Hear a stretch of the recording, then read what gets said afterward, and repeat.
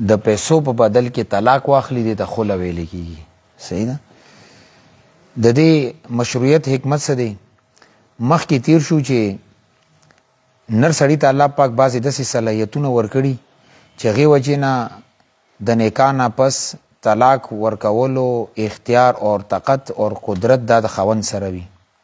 خو بیا هم ښځه مونږ د خاوند په رحم کرم باندې نشو پرېښودلی. دیو جنه مخصوص حالاتو کې د ښځې ته د خلع اختیار حاصل دی. البته دا خبره ذهن کې ساتل پکار دی، بلا ضرورت خلع شریعت کې داسې نه خوښه کړې شوې ده لکه څنګه طلاق ابغض المباحات ګرځېدلی دی. ولې پیغمبر علیه الصلاة والسلام فرمایي، ترمذي شریف روایت دی، حدیث نمبر 1187، پیغمبر علیه الصلاة والسلام فرمایلو ایما امرأة، هر هغه ښځه سألت زوجها طلاقا من غیر بأس چې خاوند نه د طلاق مطالبه وکړي بغیر د څه وجه، فحرام علیها رائحة الجنه، هغې باندې د جنت خوشبو حرامه ده. هیڅ ضرورت نه ده بس ما ته طلاق راکړه. د بعضې ښځې وي داسې خولې نه تیز وي، خو بعض دفعه داسې وي چې د ازدواجي زندګي کې مشکلات حل کېدو صرف او صرف دا حل وي چې د ښځه او خوند خپله کې یو بل نه جدا کړلی شي. دې دپاره شریعت په مخصوص حالاتو کې د دې رعایت خیال ساتلی دی او ښځې ته د خلع اختیار ورکړی دی. خلع په لغت کې ویلی کېږي ایستلو ته، راښکلو ته او خلی کولو ته. ځکه عرب وایي خلع ثوبه، یره کپړې بدلې کی. اور قرآني تعلیماتو مطابق هم ښځه او خوند یو دپاره لباس دي. هن لباس لکم وانتم لباس لهن. الله پاک فرمایي چې دا خاوند ښځې دپاره لباس دی او ښځه د خاوند دپاره لباس دی. هغې وجه ده چې دوی خپله کې پرده یووي او چې کله سړي واده کړي نو هغې سره د دې عزت حیا دا محفوظ وي، ځکه ورته لباس ویلی دی. او چونکې خلع کې ښځه او خوند یو بل نه جدا کېږي نه داسې ده لکه کپړې ایستل دي، نو ځکه خلع ورته ویلی دي. خلع په اصطلاح کې شریعت کې ویلی کېږي خلع هغه شیز دی چې هغې داسې الفاظ چې هغې سره ملک نکاح زایل کړلی شي، ختم کړلی شي، په دې حال کې چې د ملک نکاح ختمولو کم دغه د قبلول دی هغه د ښځې په لاس کې وي، په هغې باندې موقوف وي. خلع سره نور اصطلاحات هم شریعت کې مشروع دي استعمالیږي. یو دا صلح هغه عقد دی چې دوو فریقینو په منځ کې جګړه ختم کړی شي. نو صلح د خلع عام مقابله کې عام ده. بعض اوقات ښځې او خوند منځ کې صلح وشي خو خلع نه، کله کله جنګ جګړه وي خپله کې صلح وکړي جوړ شي خو منځ کې طلاق ونه شي. نو ضروري ده نه چې صلح کې د خامخا خلع وي. اور دویم دی طلاق. خلع هم د خلع د احنافو په نسبت باندې طلاق یو قسم دی او تفصیلي مخکې را روان دی. دریم قسم دی فسخ. فسخ دې ته ویل کېږي چې سره نه ده ترش نه بیا د سره نه، پښتو کې دا معنی به وکړو چې دا نکاح شوی سره شوی نه دی، په نشته حساب دی. نو البته زموږ احنافو په نسبت باندې که چا خلع وکړه دا طلاق باین دی. اور د نور چې کوم درې ائمه کرام دي هغې وایي چې نه خلع دا د فسخ نکاح ده، بس نکاح تړلی شو ختم کړی شو. دې نتیجه به څه وي په دې خبره باندې ځان پوهېږي. ښځې او خوند منځ کې خلع وشوه، ښځې 10,000 روپۍ خاوند ته ورکړي، خاوند ورته طلاق واچولو، خلع یې وکړه. خلع خو طلاق باین دی که نه. داسې میاشت 2-3 میاشتو بعد ښځې ده وغوښتله چې زه دې خاوند ته واپس لاړه شم او خاوند ووایي چېرې د ښځه واپس ماته راشي. نو دوی چې دوباره اوس خپله کې تعلق ساتي دوباره به بیا نکاح تړي، تجدید نکاح به کوي تجدید مهر سره. اور خاوند سره 3 طلاقو اختیارو، نو خلع سره 1 طلاق ورنه لاړو، 100 طلاقو اختیار پاتې شو، 2 کرتوسه ورسره پاتې دي.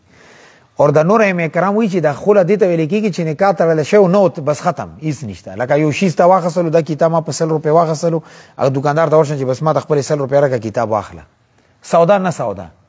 نو هغې وایي چې که خلع وشوه خاوند دې ښځې سره دوباره تعلق ساتل غواړو، خیر د نکاح د دوباره وتړي، خو 3 طلاقو اختیار ورسره پاتې دی. ولې مخکې خلع په ذریعې سره جدایي راغلي او خلع طلاق نه دی هغوی په نسبت. خو زموږ احنافو په نسبت باندې خلع د طلاق په حکم کې ده. نه که ښځې خوند منځ کې خلع وشوه 1 طلاق وشو. اور څلورم دی فدیه. فدیه هغه مال ته ویل کېږي چې هغه په بدل کې یو قید نه سړی یا ښځه ځان خلاص کړي. لہذا ښځه چې د خاوند ته کمې پیسې ورکړي چې دا پیسې واخله او ما ته طلاق راکړه، دې ته فدیه ویل کېږي. صحیح ده. خلع شریعت کې شته دی، قرآن نه هم ثابته ده. سوره بقره آیت نمبر 229 کې الله پاک فرمایي فإن خفتم، کچره تاسو دا یره کوي الله یقیما حدود الله چې د ښځه خوند حدود الله خیال نشي ساتلی فلا جناح علیهما هیڅ ګناه نشته په دې دواړو باندې فی مفتدت به چې ښځه څه شیز ورکي او هغې په بدل کې ځان خلاص کړي. ګوره خلا قرآن هم ذکر کړي ده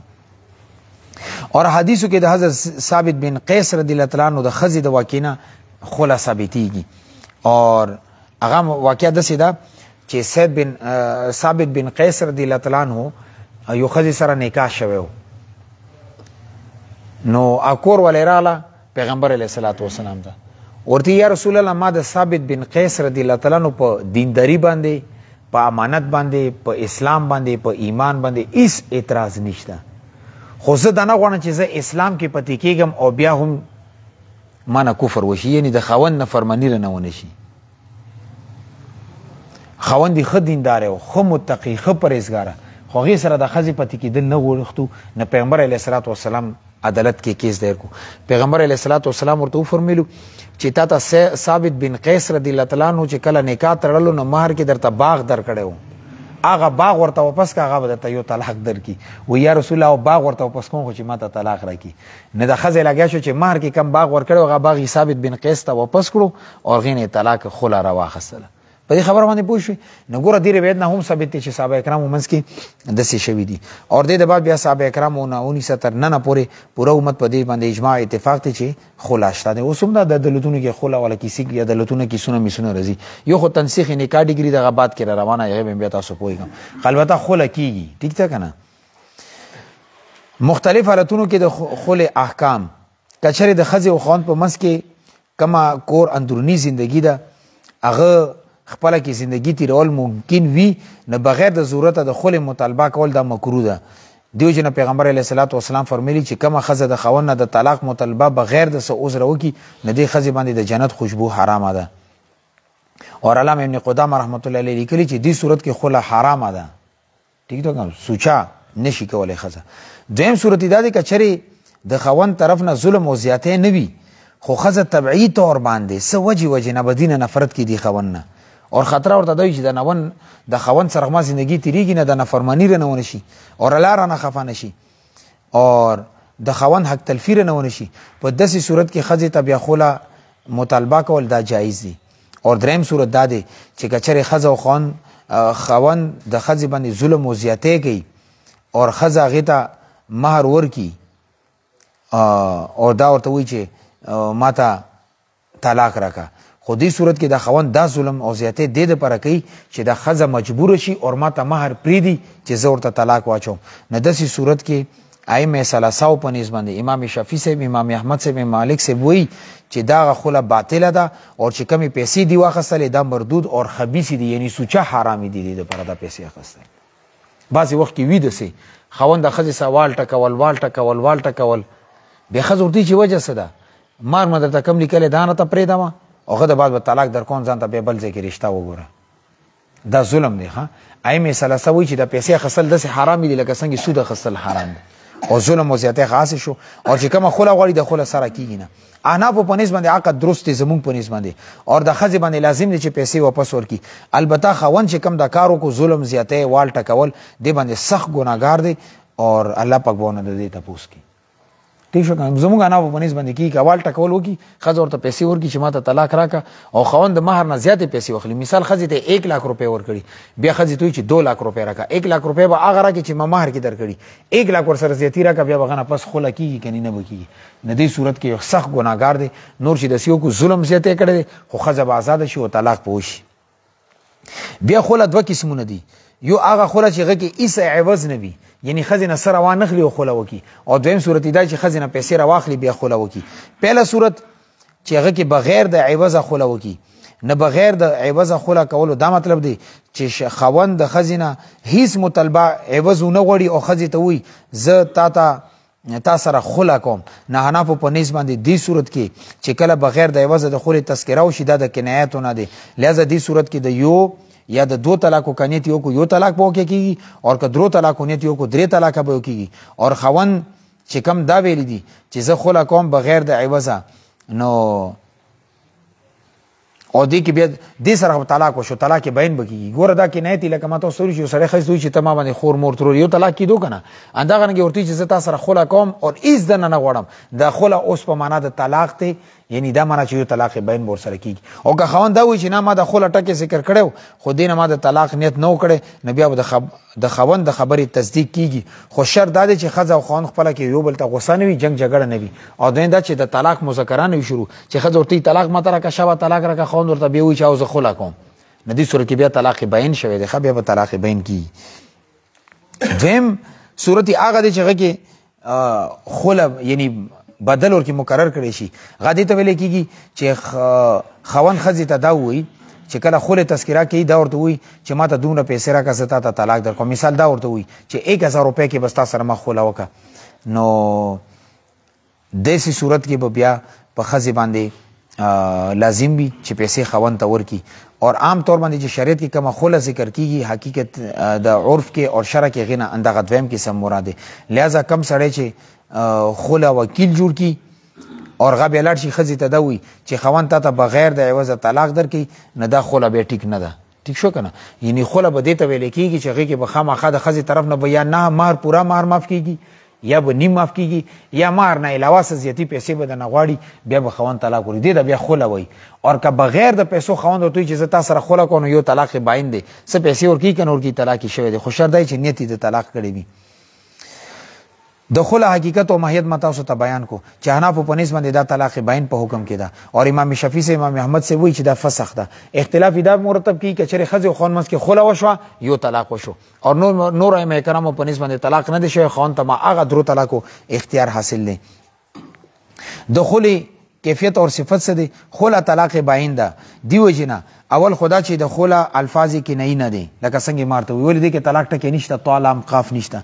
دویم دا چې د خله طلاق بالمال دی یعنی طلاق ورکول دی خو د طلاق د مال په عوض کې نو خله ویل کېږي طلاق ورکول په بدل د مال کې لکه څنګه د کتاب خرڅي کې د کتاب ما 100 روپۍ کې واخصو پیسې ورکې کتاب ما لاس ته راغلو همدغه رنګې د خاوند لګیا شو ښځې باندې طلاق لکه خرڅ کو پیسې راکړه طلاق به درته میلویږي نه دا طلاق بالمال دی او دریم دا چې دې په ذریعې سره ښځه خپل ځان خلاصولی شي نه دې وجې نه دې نه طلاق رجیم مراد نه دی طلاق بین مراد دی ولې خله کې ښځې مقصد دا وي چې د خاوند نه زه خلاصه شم او چې ته ورته چې نه طلاق رجي دی سبا ورته خاوند ټلیفون وکړي چې بس ښځې ته زما بیا ښځه شي زه ستا خاوند یم نو بیا غریب نه مال نه لاړو هېڅ فایده یې ونه کړه ځکه موږ وایو چې خلې سره طلاق بین پکار دی چې خاوند د ښځې سره دوباره اوس تعلق ساتل غواړي نه دوباره به نکاح تړي او دوباره نکاح خو په زور څوک نشي تړی که نه ښځې نه به تپوس کوي نه دې وجې نه خله طلاق بین دی دویم دا چې خله د خاوند طرف نه یو قسم ته قسم دی او خپل طلاق مال سره تړل دی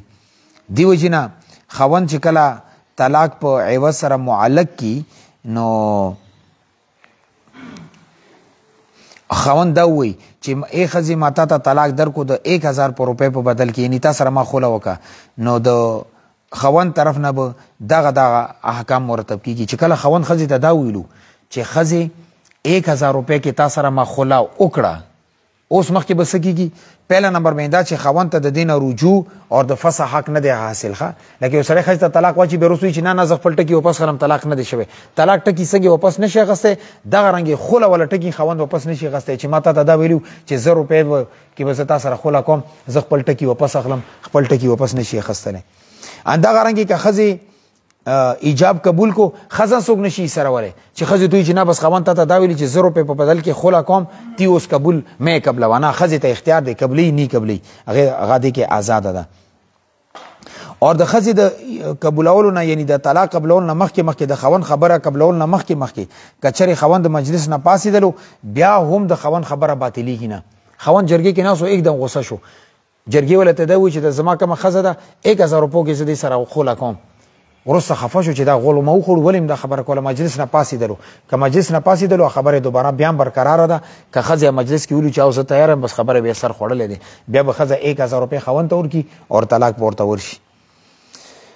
اور څلورم دا چې ایجاب په وخت کې ښځه که مجلس کې حاضره نه وي هېڅ خبره نه ده ٹھیک ده که نه جرګې والا په مخکې ښځه کور کې ده نه وه ښځې ته سوال جواب وکړو چې ستا خاوند دا ویلي چې 1000 روپۍ په بدل کې زه ورسره خله کوم نه ټیک ده اور کچره ښځه بل مجلس کې وه او دې ته خبره ولګي د نبی خبره ورته ورسېده په کار دا چې ماغه مجلس کې خبره قبوله کی کاغه مجلس کې قبول نه کا ورسته به نشي قبولوله. 15 نمبر باندې دا چې خاوند دخله یو وخت طرف ته او یو شرط سره هم مشروط کولی شي. دا ورته وي چې مثال په تور باندې کته دی پلار کور ته لاړې نظر روپے په بدل کې به زه خلا کوم ټیک دی یا ورته دا وي چې یکم مې باندې به 1000 روپے په بدل کې تا سره ما خلا وکړه نه چې یکم مې راشي خلا به وشي طلاق خزي ته طلاق مینو شي غو 1000 روپے دی ته ورکی نه لہذا شرط تر یا وخت طرف ته نسبت کول دا هم ټیک ده. شپږم نمبر باندې دا چې خوند خپل طرف نه دی کې خياري شرط لګول ورته ټیک نه دی. دا مطلب چې خزي ته دا وي چې زه تا سره 1000 روپے په بدل کې خوله کوم خو 3 ورځې در سره ټایم دی زه 3 ورځو کې سوچ کوم بیا جواب در کوم. نه ظالما طلاق انت ورکه او سوچم پکې تکي نه خوان طرف نه دی کې هغه ته خزي ته اختیار ورکول دا ټیک نه دی چې 3 ورځې ځان ته اختیار ورکړي چې زه 3 ورځې سوچ کوم نه بس خلینه خبر وته اوس په دې باندې حکم لګيږي. صحیح ده کنه.